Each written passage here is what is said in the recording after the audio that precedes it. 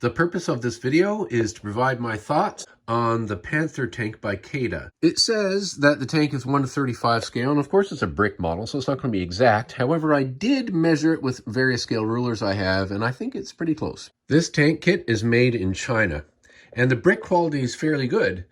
Things hold together well, but there are some pros and cons to this kit, and if you watch this video, there's a few things you should pay attention to should you buy one. The box it came in is really nice. I mean, look at that. I rarely keep boxes for things because I don't have the room, but I'm going to keep this one, just as I have kept the box for the Russian T-34 tank, and I use this to put instructions for all my Kobe, Lego, CADA in.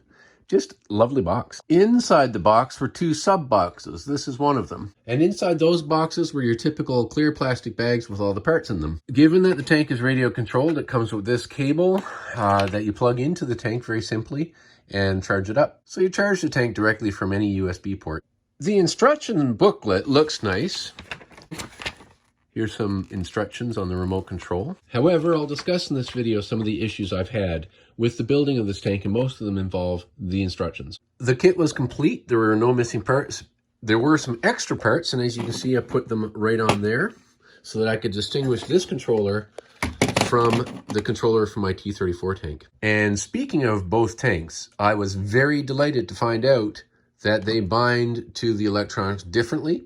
So this one runs that tank and does not run the other one, and vice versa. So you can run both of these tanks together. More on the radio control in a bit. As I mentioned, the brick quality is good. This front glasses of the tank, you know, the armored plate here, it's a pain in the arse if it comes loose. If you do knock this loose and it doesn't come off, the 4 studs are right there. Just gently press. Otherwise, you got to take a bunch of things apart and fiddle around and blah, blah, blah, blah. All the rear bulkhead of the tank is one piece. And it's also a pain in the arse because it's only held on by 4 studs. It's so easy to knock off. That's a criticism, but again, it is a brick model. You'll see when I talk about the instructions, what I mean about some of the instructions not being perfectly clear. But the one piece I had trouble with was this part was supposed to be 1 stud in. But when it was, I couldn't get that to clip to it. I could not get it in there no matter what to clip to it. So it's just sitting out like this, which is actually unrealistically too far out. But I'll live with that. Now, I'm fully willing to admit I made a mistake somewhere in the building, but I couldn't figure it out. I just couldn't get it to clip in.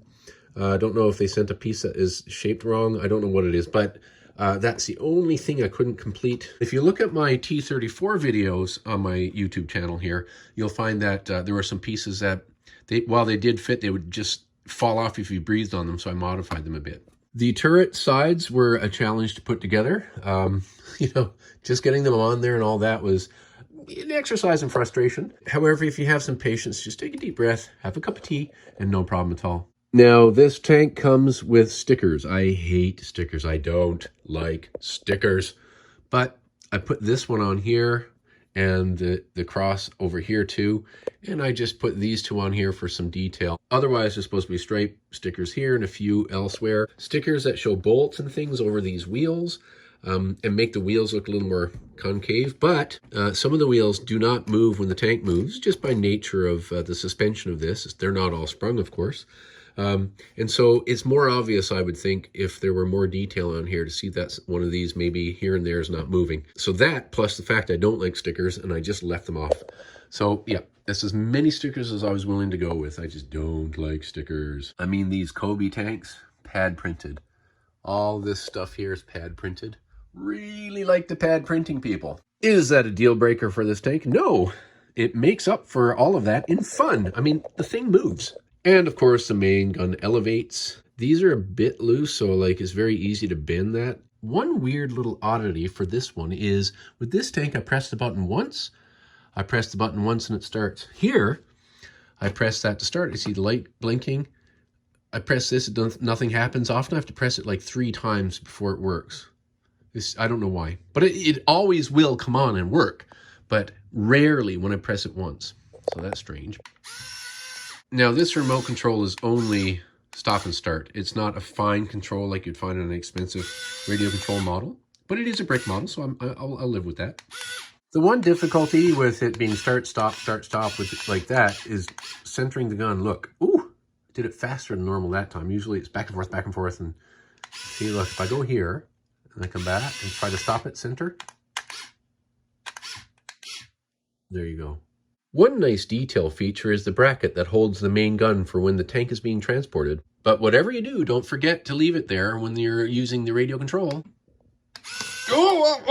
One thing I've noticed about this tank is it's a bit jerky in the motion. When you're doing just one track or the other, it's not bad. Or even both together to turn it if you do use these opposite. But just watch what happens when you go all forward. See that little bit of a jerky motion? A little bit of vibration there. I don't love that. But again, it's a brake tank, and I'm still satisfied with it. It's fun to drive around. It's not really an outdoor tank, but if you're outdoors, and I've taken it outdoors, on reasonably decent terrain, not too bumpy or rocky or lots of plants, you can drive this thing around okay.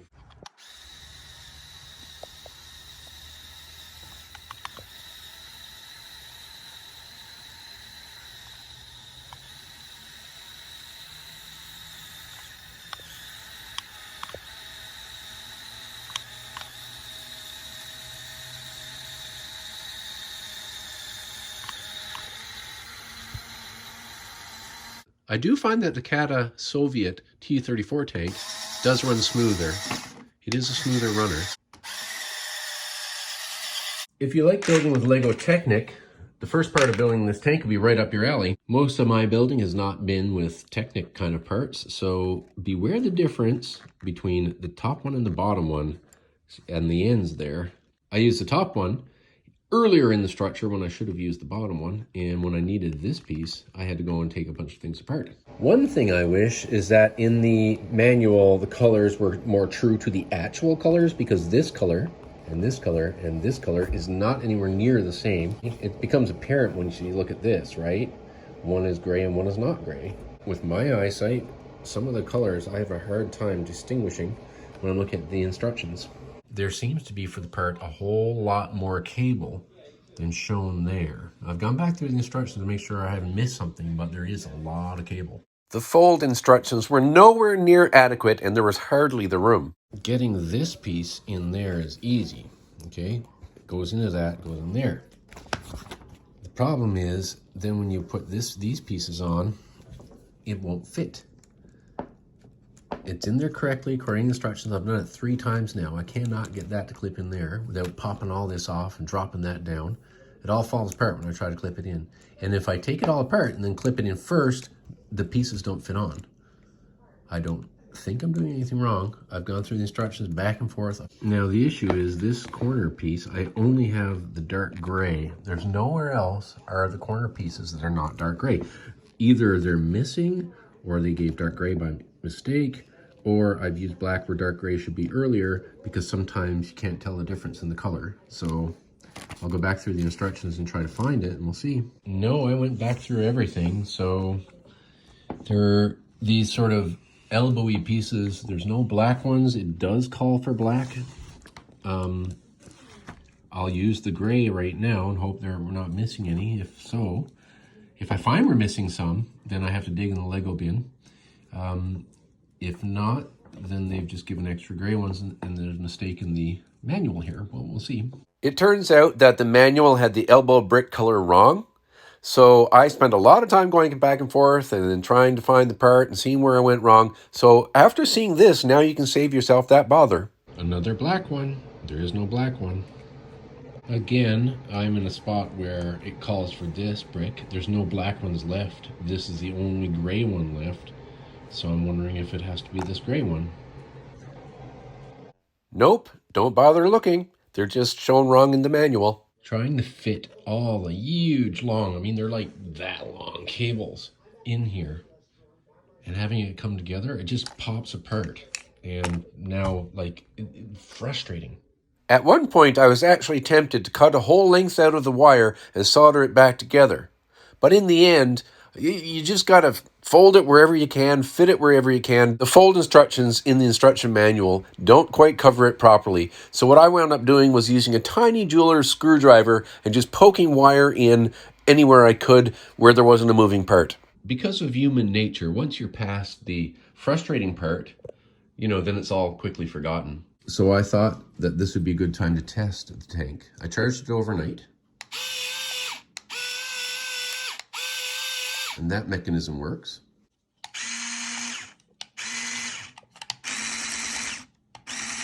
Yep, it works. Lovely. Now I'm happy again. Seems like a fairly robust worm gear in there. When I turned it over, the back end fell off. It's held on by just those 4 studs you see in there. Putting the side pieces and the roof pieces on of the turret has been an exercise in patience. A lot depends on how in this ball is, in or out, and just when you think you have it right, something pops off the other side. So I've used a pair of pliers to nudge this very gently in and out a few times to get it just right. The kit comes with extra tools. I think I like the look of the adjustable wrench better. I might put it there. Only I don't know if they'd have an adjustable wrench. I think they'd have something more solid there in real life, but we have an extra hammer, screwdriver, just different tools. So after completing the build and then driving the tank around for a while, you know, testing it out and stuff, I did find that the side chassis pieces, that part of the build was a little weak. You can see along there, that long Technic kind of piece that holds onto all the wheels. Well, I found that came off. They would come loose and a couple times bump off a little bit. So what I did was I put this Lego piece across there. It actually joins on to a piece. You'll see what I mean when you build it. And I put this piece here. While it reduces the clearance under the tank by just a little bit, it does actually strengthen the body. And I think it was a worthwhile thing to do. You can actually see a little bit of dirt from my testing the vehicle outside. Yeah, I collect stuff, but this is what it's really all about. All right, you're dead now, Buster.